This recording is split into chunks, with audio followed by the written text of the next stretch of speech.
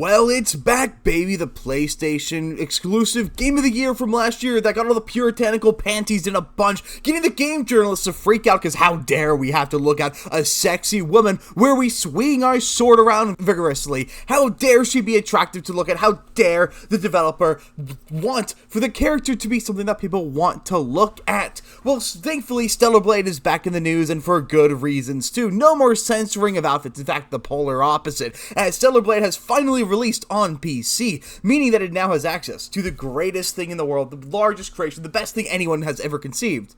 Mods. And more importantly, player control. People are now allowed to make their own Stellar Blade outfits, and this has people very upset because they took somebody who was very sexy. After all, she was a one-for-one scan of an actual Korean artist. No more asking, where are her organs? And no woman actually looks like that, though the games journalist surely did try to make those arguments, and it's all fallen flat. It's all fallacious, because it's a one-to-one scan. Everything about her was scanned directly from her body, meaning this is a real person's appearance. But of course, no games journalist can stand that because how dare she be the wrong kind of hot. She isn't safe horny because she is a normal looking woman appealing to the heterosexual man. And while I'm not one of them, by God, after playing this game, I probably will be. And that's led a lot of game journalists get really upset by the fact that players now get to customize their own outfits, because people like to put in a lot of effort when it comes to modding. A little too much effort from time to time, don't get me wrong, as somebody has gone through and looked and found that 41% of all mods currently made for Stellar Blade after its very short release have been marked NSFW, and a shocking number of the ones that haven't been marked NSFW are.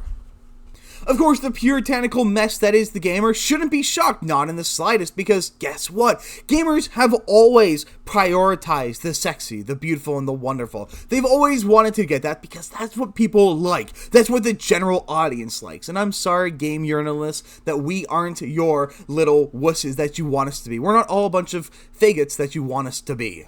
So before we go any further, like, subscribe, and let's get into this. Coming from the premier wine site itself, the one that really kicked a huge fit over Stellar Blade when it first came out for the PlayStation, Gunnar Game of the Year, Stellar Blade's mods are 41% smut, ensuring gamers will never see the light of heaven. It is apparently always possible for there to be less clothing. Damn right there is.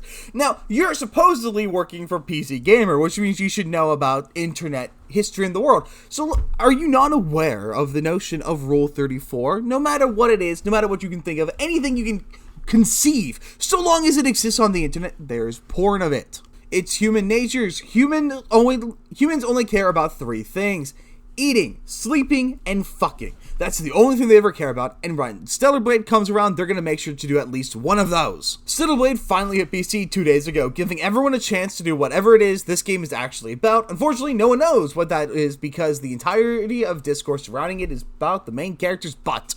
You know whose fault that is? Maybe it's the game journalists like you who refused to cover the game because you thought it was too sexy, too severe, and too player-friendly. If you actually did your job and talked about the game, then people wouldn't be focused on her butt. Not nearly as much anyway. They still would be, because it's a nice one. Well, now that butt is on PC, and you know what that means? Mods. And if I were to make a book right now on how many of those mods somehow made Stellar Blade even more in SFW than it is out of the box, I suspect I wouldn't make very much money. Not least because you've probably all read the headline. By intense scientific calculus counting, fully 96 of the 234 mods, 41%, that currently exist for Stellar Blade are marketed as adult. And frankly, some of the ones that aren't marketed as adult are probably NSFW. How do you feel about Eve feet hands? Good? Would you discuss that with your grandparents over Christmas dinner? No, my grandparents would actually think that was pretty funny. And well, don't get me wrong, people installing Gunnar mods are of course disgusting human beings who should seek the light of God as soon as possible. I'm not going to come out here and say that I'm shocked that they're there, and I'm also certain that a lot of these are uploaded without being used. A lot of them are being designed because somebody wanted to make them.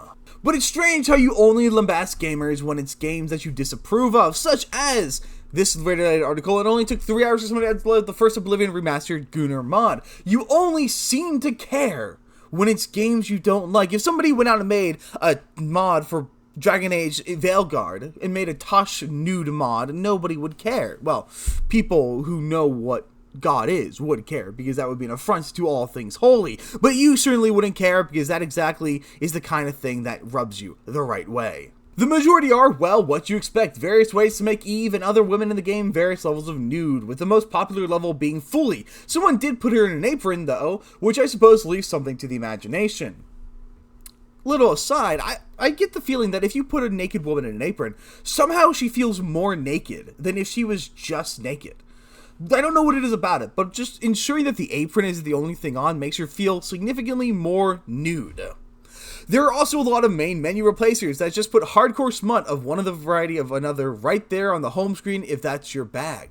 Now look, I have no issue with what adults do in the privacy of their own home. If you want to turn your copy of any game into an overstimulating carnival of omnipresent erotic delights, please do so with my blessing. But I'm a tad mystified. I do wonder what kind of lifestyle it is that leads a person to turn a video game main menu into hardcore pornography. At some point, are you so inured to sexuality that you have to cram it into every available crevice to feel anything? Would you not find more fulfillment if the erotic was less ubiquitous, more rare, more precious? At least we'll always have the Thomas the Tank Engine mods. Look, I know you're writing this game to lambast male gamers, but Joshua Wollens, have you ever looked into the reading habits of the average white woman? Maybe you should if you think what people are doing Stellar Blade is a bit much.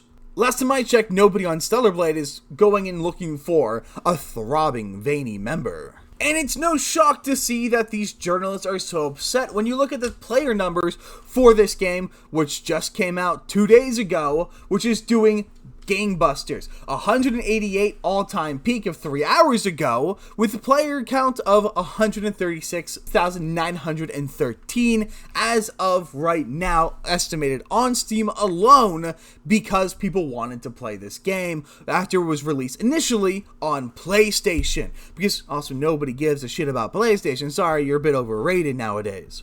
And why are games journalists so upset by this number? Well, if you compare it to some of their favorite safe, horny games, you've got Dragon Age: The Veilguard with an all-time peak of 89,000, with a concurrent player count of 1,000. Now, of course, that's only because this game's old, but it also never once reached the same tops as what this game will do. And Stellar Blade is still going to grow, as we're only just now entering the weekend of its launch. I'm sure that number is going to skyrocket. And then, of course, there's also the fact that, as mentioned a few times, it's not a safe, horny game. If you remember, there was this article that came out from Kotaku a little while ago, and that Hades 2 is the kind of hot we need right now. Because Hades 2 characters are hot because they've got body problems, and they look diverse, and they're racially ambiguous, and some of them look black, and, oh, Hephaestus is fat.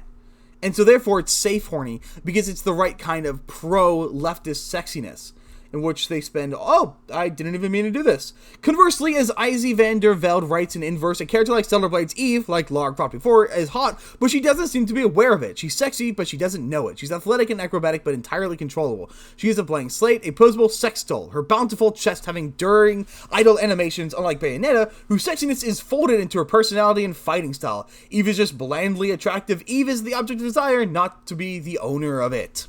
I'm going to be entirely honest, I found this paragraph by accident, but look at that! They're taking a character who was once lambasted for being the premier Gunnar character, being Bayonetta, and now Bayonetta is empowered. They did the same thing with 2B, where once 2B was nothing more than Gunnar bait, something for these lonely, anime-obsessed men to jerk off to in their mother's basement, but now she's empowered and she's strong because she owns her beauty, or whatever cringe feminist writing they can. They do this every single time, and in 5 to 10 years time, when we get our next sexy lady Gunnar game, Stellar Blade will be revered by these women too, because they can't be angry at something that they wish that they had.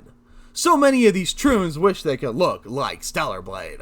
These journalists hate the players, and they hate the games that they're playing, and they hate the notion that men are getting what they want, that the average gamer is getting what they desire, which is a sexy woman fighting with a really big sword. And I don't mean that in any kind of way other than a literal, really big sword. And that's exactly what Stellar Blade is presenting. A sexy woman fighting with a really big sword, fighting robotic monsters. Was that a skull face? That was damn. The enemy design in this game looks insane.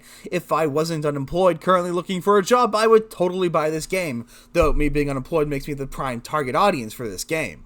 Games journalists can't stand their audience, and they don't know their audience, and they refuse to try to understand the audience. So instead, they berate and attack you for just being gooners, or whatever else they can target you for. When in reality, this is what we want. This is what we have always wanted, and this is what we will always want. And I'm sorry.